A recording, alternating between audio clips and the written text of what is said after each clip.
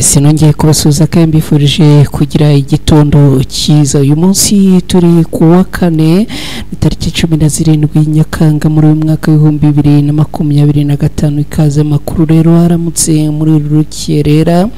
Mbere yo kwinjira muri gahunda z'akazi k'uyu munsi, nyemerera tubanze dusangire amakuru haramutse muri iki gitondo. Namakuru agiye kwitsa no kwibanda mu burasirazuba bwa Repubulika Iharanira Demokarasi ya Kongo. Mu mujyi wa Uvira habyukiye imirwano ndetse kandi habyukiye ubwoba bwinshi. Ni imirwano iramutse mu bice bikikije uyu mujyi wa Uvira.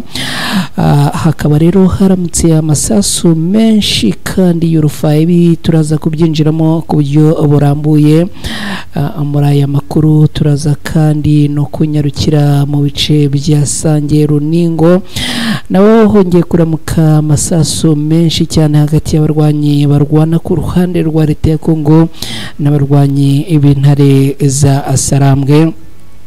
Namakuru menshi turaza kugenda tubabwiraho. Turaza kandi kugaruka ku mirwano yabaye, ikaba ari imirwano yabereye mu mudugudu wa Cibumbiro, Imudata ni Nakajeje, ni mu majyaruguru y'umujyi wa Bukavu, muri Kabare ni mu ntara Kivu y'Amajyepfo muri Repubulika Iharanira Demokarasi ya Kongo.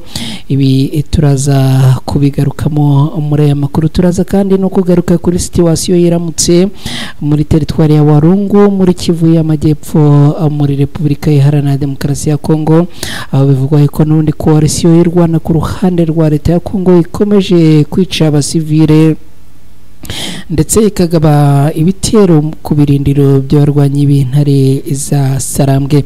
Ibi turabyinjiramo ku buryo burambuye. Thomas Rubanga abaye umunyapolitike ukomeje kutavuga rumwe n'ubutegetsi bwa leta ya Repubulika Iharanira Demokarasi ya Kongo yatangaje amagambo akomeye ku barwanyi b'intare za Sarambwe. Twirwanaho yamaze gushyira hanze itangazo rikomeye. Turaza kugaruka kuri iri tangazo. Muhozi Kayini Rugaba, umugaba mukuru w'igisirikare cya Uganda, amaze guca amarenga yo kwinjira mu rugamba rwo kubohoza umujyi wa Uvira. Mu Burundi zahinduye imirishyo, habayeho impinduka mu bayobozi. Nituza kubona kanya naho turanyarukirayo turebeye uko ibintu byifashe. Mwese rero mbahaye ikaze no kwibendera TV. Nitwa Mukada, anongera akubasaba aho muherereye niba muri kutwumva muhite mujya hasi aho munyandikire muti turi kumwe 5 hanyuma kandi mwibuke no kutumenyesha aho muherereye kugira ngo rimwe na rimwe tujye abasuhuza, ariko kandi tunamenye uduce tugiye dufitemo abantu badukurikirana. Tereka like yawe rero ubundi tubane, igitekerezo cyawe ugitereke aho ngaho tubane, utwandikire niba uri kutwumva bitubwire. Hanyuma niba ari bwo bwa mbere ugeze hano ku Ibendera TV ukore subscribe hasi aho ngaho. Mu gihe ukora subscribe kandi wibuke no gukora kuri ako kantu kameze nk'inzogera kugira ngo utaha tujye tukugezaho amakuru udatakaje umwanya wo kujya kuyashakisha. Reka dutumike mu kanya turagaruka twinjira muri aya makuru ku buryo burambuye. Ubusi dasanzwe ku ndwara zitandukanye harimo nka diabete, hypertension, hepatite, impyiko na prostate. Wabasigira ububabare mu nda bushingiye ku moko y'inzoka zitandukanye harimo ibibete n'izindi, cyangwa ukunda kugira ibibazo byo mu nda bidasobanutse, ufite cyangwa indwara z'uruhu cyangwa ukeka ko wamwangijwe, yabazaniye poromosiyo idasanzwe kuko kuvurwa ari ubuntu. Abangaba bafite inkomoko muri Tanzania kuko bakorera muri East Africa yose ndetse bagakorera no mu Rwanda. Bafite ubunararibonye mu kuvura bakoresheje imiti ikomoka ku bimera. Abagore cyangwa abagore bakunda kugira ibibazo mu myanya y'ibanga nk'ama-infection, imihango idakama n'ibindi. Bavura kandi n'abagabo bagira ubushake buke mu gutera akabariro n'abatishimira imyidagaduro y'igitsina cyabo. Bakagira umwihariko kandi mu kuvura abakeka ko bamwangijwe cyangwa barozwe. Ni inzobere mu by'ubuzima. Bahamagare kuri nimero ziri kuri ekara yawe bagufashe. Akarusho nuko aho waba uri hose ku isi bakugezaho imiti yabo kuko bakorana na DHL. Uretse ibingibi kandi banagukoraho hari kaka niba ufite ikibazo cyo kuba ukeka ko wahumanyijwe no kuvuga kurogwa cyangwa se ukaba ufite ipfunwe cyangwa se ufite igitsina gifite ingano utishimiye, nyarukira kuri aba bantu rero ukoresheje iyo nimero ya telefone, ubundi agufashe byihutirwa. Ibyakarusho nuko bari mu mahanga amuhamagaza imiti, ubundi yamara kubageraho akaba aribwo amwishyura. Reka twihuse n'aya makuru rero, duhere ku mirongo y'urugamba, duhere ku gitero cyongeye kugabwa muri Kivu y'Amajyepfo muri ibi bice byegereye umujyi wa Bukavu mu gitondo cyo kuri uyu munsi, ndetse kandi ubwo ni ibitero byatangiye ku munsi w'ejo. Mu gitondo cyo kuri uyu munsi rero imirwano ikaba yongeye kuramuka mu bice byo mu midugudu ya Cibumbiro, Mudata na Kajeje ni mu majyaruguru y'umujyi wa Bukavu mu gace ka Kabare mu ntara ya Kivu y'Amajyepfo. Nk'uko amakuru yizewe abivuga ngo ingabo zo ku ruhande rwa leta ya Kongo FARDC, Wazalendo na FDLR nibo bagabye ibi bitero, babigaba ku birindiro by'abarwanyi b'intare za Sarambwe. Ariko ubu tuvugana biravuga yuko n'ubundi ngo icyo gitero gikomeje gusubizwa inyuma n'abarwanyi b'intare za Sarambwe, ariko ngo ni imirwano n'ubundi ikomeje. Akaba rero hari imirwano n'ubundi itoroshye kandi yongeye kugabwa muri ibi bitero, ni nyuma y'uko n'ubundi bikomeje kuvugwa yuko aba barwanyi bakomeje kugaba ibitero mu bice bimwe na bimwe birimo kugenzurwa n'aba barwanyi b'intare za Sarambwe. Ibyo abarwanyi b'intare za Sarambwe bakomeje kuvuga ko ari uguhonyora no kurenga ku mabwiriza y'ibiganiro byo kugarura amahoro. Reka dukomeze n'ubundi dukomereje muri teritwari ya Walungu, none muri Kivu y'Amajyepfo. Koalisiyo yo ku ruhande rwa leta ya Kongo bari kumwe na FDLR na Wazalendo bongeye kugaba udutero shuma n'ubundi, aho ngo barimo kuza biyoberanyije nk'abasivile bakagera ku birindiro by'abarwanyi b'intare za Sarambwe, ubundi bagera hafi yabyo bagatangira kurasa abira mupango. Iyi koalisiyo rero ikaba bivuga yuko n'ubundi ngo yongeye kurasa ku birindiro by'abarwanyi b'intare za Sarambwe n'ubundi biherereye muri bice byo muri Kivu y'Amajyepfo muri Repubulika Iharanira Demokarasi ya Kongo, aho rero ngo bakomeje kugaba ibitera akabari mu misozi ya Sake ndetse no mu bindi bice bitandukanye. Ibi bitero ngo bari kugaba hango ni nk'ibyo bagiye bagaba mu bice bya Sake ndetse no mu mujyi wa Goma. Ibitero rero bikaba bikomeje kugabwa n'ubundi mu bice byegereye uyu mujyi wa Bukavu, ariko kandi no muri Minembwe ahazwi nka mu bice bituwe n'ubwoko bw'abanyamurenge, aho rero ngo bashaka ko barimbura. Ni ibintu rero bikomeye kandi bikomeje kwigaragaza kuri aba basirikare barwana ku ruhande rwa leta ya Kongo, mu gihe nyamara kandi bivugwa ko ibiganiro by'Doha muri Qatar nabyo bikomeje. Ni ibintu rero ubona ko bikomeje kugenda biba ikibazo kitoroshye. Reka twerekeze mu mujyi wa Uvira. Mu mujyi wa Uvira muri Kivu y'Amajyepfo habyukiye ubwoba bukomeye kandi bwinshi, dore ko n'ubundi hongeye kubyuka havuga amasasu n'amasasu yongeye kuvugira haruguru ahangaha mu bice bya Kavivira, Kawezi, Ikiriba, Tema, Kingwengwe, Runingo, Kihande na Sange. Akandi gace kongeye kumvikanamo imiriro y'amasasu na gace ka Dembe na gace n'ubundi gaherereye haruguru ya Kihande, neza witegeye Isange hagana haruguru, ndetse ukaba witegeye Kingwengwe hagana hasi cyase hagana hepfo. Rero hongeye kuramukira amasasu menshi, ni nyuma y'uko n'ubundi bivugwa ko abarwanyi barwana ku ruhande rwa leta ya Kongo bongeye kuzamuka bakagaba ibitero ku birindiro by'abarwanyi b'intare za Sarambwe biherereye muri bice byo haruguru za Runingo, Kiriba na Sange. rero hakaba hongeye kumvikana amasasu kuva mu rukerera rwo kuri uyu munsi kuva ku isaha y'isa 11 zo muri iki gitondo nibwo rwongeye kubyuka rwambikanye muri ibi bice neza neza abarwanyi barwana ku ruhande rwa leta ya Kongo bakaba bashaka sange byo gupfa no gukira bubi na bwiza abarayishaka cyane kubera yuko bamaze gusezeranya ko ngo bazemera bagatakaza ibitambo byinshi ariko ibice byasange bakabyigarurira impamvu nta yindi ngo nuko mu gihe bibice bya Kiriba Runingo na Sange bamara kubyigarurira ngo byaba biri kugenda bibaha imbaraga zo gukomeza gusatira uyu umujyi wa Bukavu ariko kandi bikabaha n'imbaraga zo kuba bakomeza gushyiramo umutekano cyangwa se gushyiramo intera hagati yabo n'abarwanyi b'intare za Sarambwe ni mu gihe ahangaha hakomeje kubera imirwano hepfo gato muri Fizi naho hakomeje kuba imirwano nayo ikaba ari imirwano n'ubundi igamije ko abarwanyi barwana ku ruhande rwa leta ya Kongo barimo gukumira abarwanyi b'intare za Sarambwe kuba babona urwaro rwo kwinjira muri uyu mujyi wa Uvira. Ikindi kandi abarwanyi barwana ku ruhande rwa leta ya Kongo bakaba bakomeje no kugaba ibitero muri bice bya za Minembwe hepfo ahangaha akaba n'ubundi ari mu bice bya Rugezi aho rero n'ubundi bakomeje kugaba ibitero usubirizo bagamije kubohora n'ubundi no kwirukana aba barwanyi b'intare za Sarambwe muri ibice byo hepfo.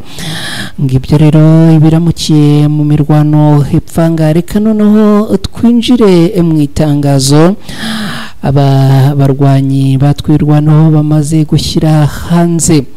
Ni itangazo ryo ku itariki 15 Nyakanga muri uyu mwaka w'2025 akaba rero ari itangazo ryatangiye kujya hagaragara ku mugoroba w'ejo hashize. Rigira riti umuryango watwirwaneho uramenyesha abahanga ndetse n'abaturage b'igihugu cya Repubulika Iharanira Demokarasi ya Kongo ko hari ikibazo gikomeye cyane kiri kuba mu misozi miremire ya Uvira ni mu ntara Kivu y'Amajyepfo aho hari gutegurwa umugambi w'ubwicanyi bukabije buri gutegurwa n'abategetsi ba Repubulika Iharanira Demokarasi ya Kongo n'u Burundi bukaba rero buri gushyirwa mu bikorwa bugamije kurimbura burundu no kwimura ku ngufu abanyamurenge.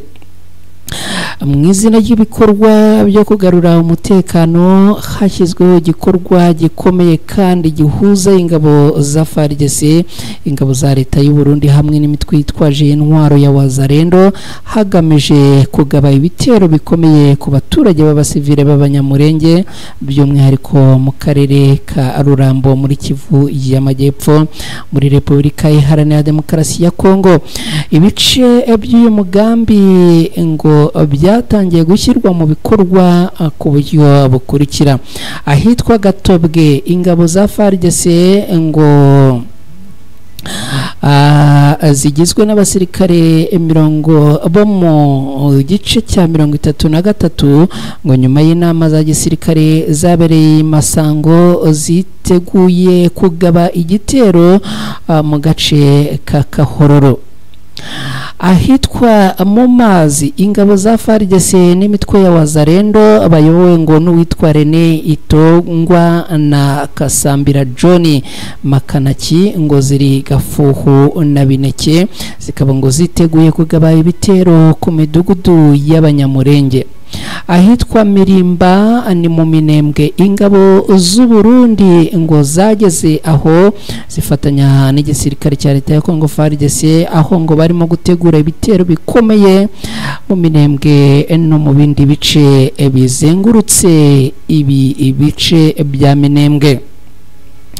ibikorwa byose rero ngo bigaragaza ishyirwa mu bikorwa ry'umugambi wo kurimbura ubwoko bw'abanyamurenge bikozwe n'inzego za leta ya Kongo na abafatanya nabo, bikaba rero ngo bigamije kwibasira abaturage bo mu bwoko bumwe gusa binyuze mu kubazengurutsa, kubasahura, kubica no kubima ubufasha bwose bw'ubutabazi. Twirwaneho rero ikaba isubiramo ko yiyemeje byimazeyo kurinda abaturage b'abanyamurenge n'ibyabo ikoresheje uburyo bwose bushoboka kugira ngo ihangane n'iki gikorwa cyo kubarimbura cyateguwe. Twirwaneho ikaba yibutsa ko guverinoma ya Kinshasa n'iya Bujumbura zizaryozwa burundu ingaruka zose z'ubutabazi n'ubuzima bw'abantu bizaturuka kuri ibi bikorwa byo kubarimbura biri gutegurwa kandi bikaba birimo gushyirwa mu bikorwa n'aba bombi bavuzwe haruguru. Iri tangazo risoza rigira riti ibi bikorewe Minembwe kuwa 15 Nyakanga muri uyu mwaka 2025 rikaba ryashyizweho umukono n'umuvugizi wa Twirwano yitwa Kamasa Ndakize Welcome. Ngibyo rero ibyo twagarukaho kuri iri tangazo rya Twirwaneho, tutari buze kugira byinshi turivugaho kubera yuko n'ubundi ni itangazo ryumvikana. Hanyuma ahubwo reka twerekeze ku byatangajwe n'umugabo witwa Thomas Rubanga. Uyu mugabo no mugabo ukunze kumvikana muri politike ya Repubulika Iharanira Demokarasi ya Kongo, atavuga ari umwe n'ubutegetsi. Reka mu kanya gato nawe ngaruke twinjira mu byo yashyize ahagaragara.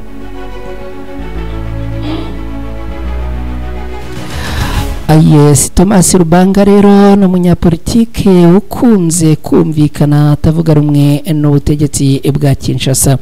Uyu Thomas Rubanga yigeze no gufungirwa muri gereza y'urukiko mpuzamahanga mpanabyaha Rwirahaye mu Buholandi.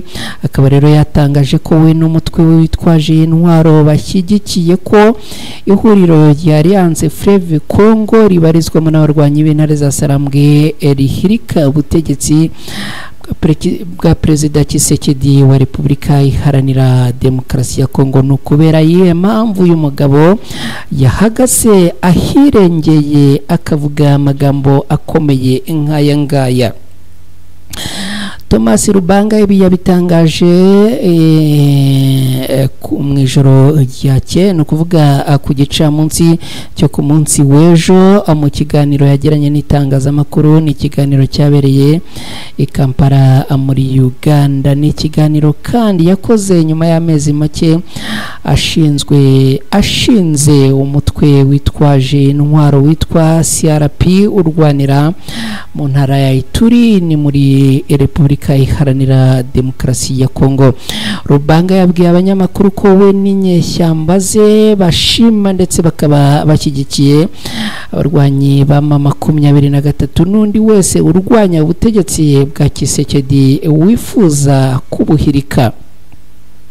Mu magambo ye yagize ati turashima kandi dushyigikiye aho Alliance Fleuve M23 ihagaze ndetse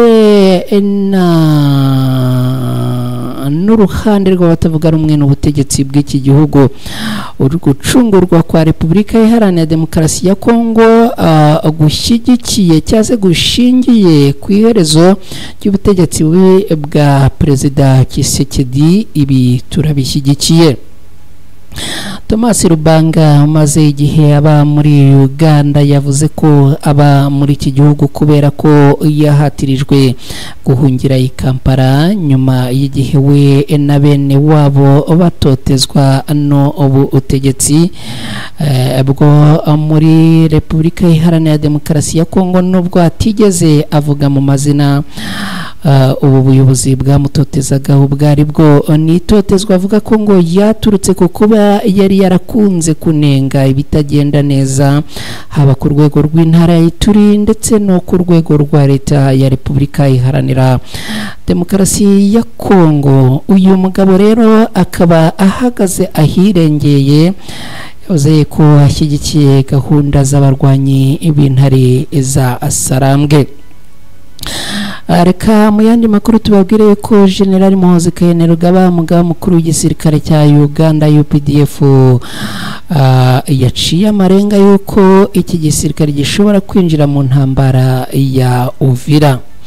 Umugaba mukuru w'ingabo za Uganda General Muhoozi Kainerugaba yatangaje ko igisirikare cya Uganda UPDF abereye n'umugaba mukuru cyiteguye kwagura uduce bakoreramo ibikorwa byabo mu gihe intambara yaba igeze mu mujyi wa Uvira ni muri Repubulika Iharanira Demokarasi ya Kongo. Uyu mujenerali usanzwe ari n'umuhungu wa Perezida Yoweri Museveni wa Uganda, ibi yabitangaje mu butumwa yanditse ku rubuga rwe rwa X, aho agira ati imirwano niramuka yadutse mu bice bikikije umujyi wa Uvira muri Kivu y'Amajyepfo muri DRC, ntituzahwema kwagura igice dukoreramo ibikorwa by'urugamba. Agira ati dufite ingabo zihagije zo kubikora. General Muhoozi ntiyigeze avuga niba kwagura igice UPDF yikoreramo ibikorwa byayo bya gisirikare bivuze ko izaba igiye kurwana ndetse n'uruhande izaba ishyigikiye. Icyakora mu butumwa bugufi yashyize ku rukuta rwe rwa X yagize ati nahoze mfite inshuti yitwa Sultani Makenga. Akaba yagarukiye ahangaha nta bindi yigeze avuga. General Muhoozi yatangaje aya magambo mu gihe hari ubwoba bw'uko umujyi wa Uvira, umujyi wa kabiri munini mu ntara ya Kivu y'Amajyepfo, ushobora kuberamo imirwano mu gihe cya vuba. Kuri ubu yaba umutwe w'abarwanyi b'intare za Sarambwe n'ingabo zirwana ku ruhande rwa leta ya Kongo FARDC, buri ruhande rurashinja urundi kugaba ibitero ku ngabo z'urundi, ndetse kandi rugashinja urundi ruhande gukoresha intwaro ndetse no gushyira intwaro hafi y'uyu mujyi. Ni ibintu bikomeye kandi bikomeje kubakaza mutwe. Mu kanya reka twerekeze mu Burundi.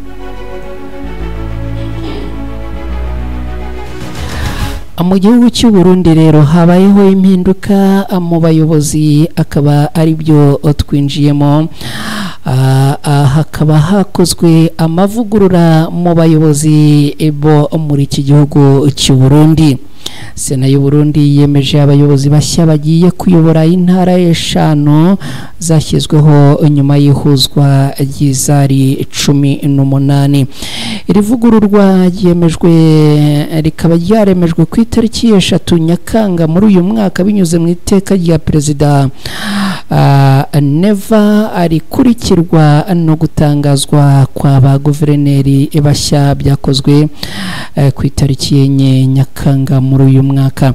Mu bashyizweho rero harimo bamwe bafite amapeti akomeye mu nzego z'umutekano ndetse n'abandi bakomeye mu ishyaka rya CNDD-FDD riri ku butegetsi bw'iki gihugu cy'u Burundi.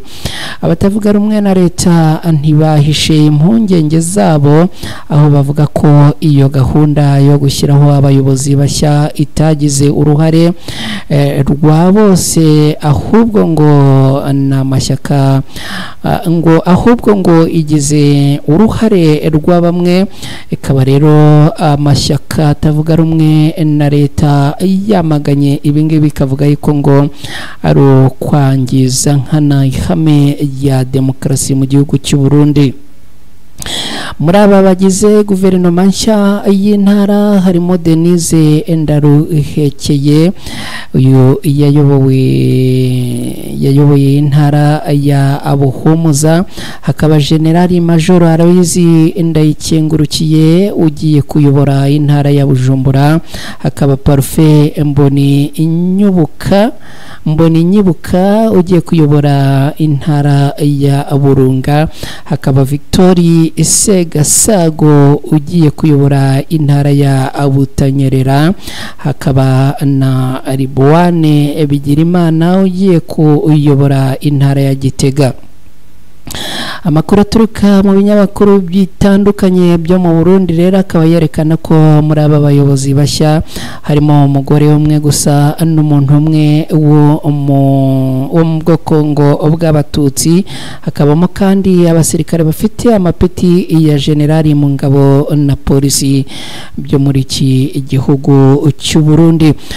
Ibi rero bikaba byamaganwe n'amashyaka atavuga rumwe n'ubutegetsi, aho bavuga ko ngo ari ukuhonyora itegeko cyangwa se ari uguhonyora demokarasi muri iki igihugu cy'u Burundi. Ngibyo rero ibyo twagarukaho muri aya makuru yo muri iki gitondo. Reka mbarekure, niba mugiye mu kazi mugire akazi keza, niba mugiye mu zindi gahunda uyu munsi muhahe kandi muronke, Imana ibahe umugisha. Ubundi makuru kwibendera TV turaza gusubira masaha yo kumanywa. Amwirirweho, amugire umunsi mwiza, ibindi Imana ibarinde.